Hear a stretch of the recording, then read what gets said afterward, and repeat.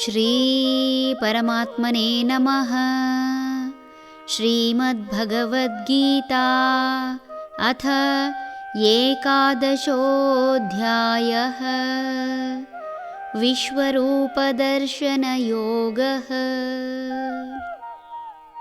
ಮಾ ತೇ ವ್ಯಥಾ ಮಾ ಚ ವಿಮೂಢಭಾವಃ ದೃಷ್ಟ್ವಾ ರೂಪಂ ಘೋರಮೀದೃಂ ಮಮೇದಂ ವ್ಯಪೇತಭೀತಃ ಪ್ರೀತಮನಾಃ ಪುನಸ್ತ್ವಂ ತದೇವ ಮೇ ರೂಪಮಿದಂ ಪ್ರಪಶ್ಯ.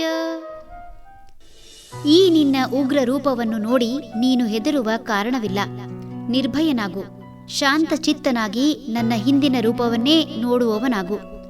ಭಗವಂತನಿಗೆ ತನ್ನ ಭಕ್ತರ ಸ್ಥಿತಿ ಅರ್ಥವಾಗುತ್ತದೆ. ಅರ್ಜುನ ಭಯಗೊಂಡಿರುವುದು ಆತನಿಗೆ ತಿಳಿದಿದೆ. ಅರ್ಜುನ ಸಹ ಅನೇಕ ಬಾರಿ ಹೇಳಿದ್ದಾನೆ ಮತ್ತು ಹೇಳುತ್ತಲೇ ಇದ್ದಾನೆ. ಇದೀಗ ಭಗವಂತನೇ ಅರ್ಜುನನಿಗೆ ಹೆದರದಿರುವಂತೆ ಅಭಯ ನೀಡುತ್ತಿದ್ದಾನೆ. ಭಗವಂತನನ್ನು ನೋಡಿ ಹೆದರಿದರೆ ಹೇಗೆ? ಭಗವಂತನ ರೂಪ ಭಯಂಕರವಾಗಿದ್ದರೂ ನೋಡುವವರ ದೃಷ್ಟಿಯಲ್ಲಿ ಪ್ರೀತಿಯ ಭಾವವಿದ್ದರೆ ಮನಸ್ಸಿನಲ್ಲಿ ಯಾವುದೇ ಭಯ ಹುಟ್ಟದು. ಈ ಕಾರಣದಿಂದಲೇ ದಯೆ ಇರಬೇಕು ಸಕಲ ಪ್ರಾಣಿಗಳಲ್ಲಿ ಎನ್ನುವುದು.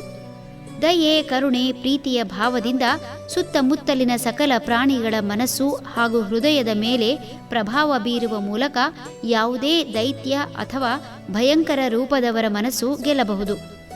ಅಚಲ ನಂಬಿಕೆ ಹಾಗೂ ಪರಮ ಪ್ರೀತಿಯೊಂದೇ ಸಾಕು ಭಯದಿಂದ ಪಾರಾಗಲು. ಕೋಪದಿಂದ ಕುದಿಯುತ್ತಾ ಕೆಟ್ಟ ಶಬ್ದಗಳಿಂದ ನಿಂದಿಸುತ್ತಿರುವ ವ್ಯಕ್ತಿಯನ್ನು ಕೋಪದಿಂದ ಗೆಲ್ಲಲು ಸಾಧ್ಯವಾಗದೇ ಇರಬಹುದು. ಆದರೆ ಪ್ರೀತಿಯ 2 ಮಾತುಗಳು ಪರಿಸರವನ್ನೇ ಬದಲಿಸಬಹುದು. ಅರ್ಜುನನ ಕೋರಿಕೆಯನ್ನು ಭಗವಂತ ಮನ್ನಿಸಿ ಹೆದರಲು ಕಾರಣವಿಲ್ಲದೆ ಇರುವುದನ್ನು ಹೇಳುತ್ತಿದ್ದಾನೆ. ಅವರೆಲ್ಲರನ್ನೂ ಕೊಂದು ಕೀರ್ತಿ ಸಂಪಾದಿಸು ಎಂಬ ಒಂದು ಮಾತು ಸಾಕು. ಭಯ ಹೊಂದಬೇಕಾಗಿರುವುದು ತಾನಲ್ಲ, ತನ್ನ ವಿರೋಧಿಗಳು ಎಂದು.